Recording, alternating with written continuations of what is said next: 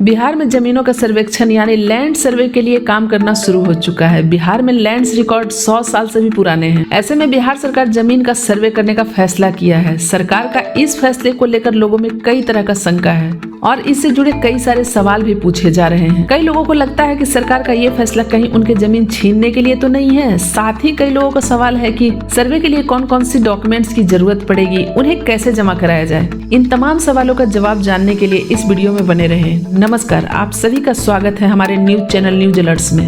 दरअसल बिहार सरकार का इस कोशिश का मकसद आपका जमीन को छीनना नहीं है, बल्कि आपको आपकी जमीन पर मालिकाना हक दिलाना है। दरअसल लैंड रिकॉर्ड्स के 100 साल से पुराने होने के कारण अब सरकार जमीन के सारे रिकॉर्ड्स को अपडेट करना चाहती है और ये प्रोसेस उस दिशा में शुरू हो चुकी है। इसके लिए आपको कुछ जरूरी डॉक्यूमेंट्स को जमा करना होगा। बिहार में जमीन के रिकॉर्ड्स को अपडेट करने और ज्यादा पारदर्शी बनाने के लिए सरकार ने सर्वे का काम शुरू किया है। कौन कौन से हैं वो जरूरी दस्तावेज जिसकी आपको जरूरत पड़ेगी, आइए आपको बताते हैं। अगर जमीन आपकी खानदानी है या आपके पुरखों से आपके पास चली आ रही है तो आपको इसका खतियान दिखाना होगा और साथ ही अपनी वंशावली भी देनी होगी, जिससे ये साबित हो सके कि जमीन पर आपका पुश्तैनी हक बनता है। इसके साथ ही अगर कोई जमीन आपके पूर्वजों के नाम पर है तो आपको उनका मृत्यु प्रमाण पत्र देना होगा। साथ ही जमीन के उन सारे डॉक्यूमेंट्स देने होंगे जिससे ये साबित हो सके कि जमीन का मालिकाना हक उनके पास था। साथ ही आपका पारिवारिक वंशावली ये साबित कर सके कि ये आपके पूर्वज थे और अब उनका मालिकाना हक बनता है। अगर जमीन पुश्तैनी न हो और किसी से खरीदी गई हो तो उस खरीद से जुड़े दस्तावेज भी देने होंगे। अगर इस जमीन पर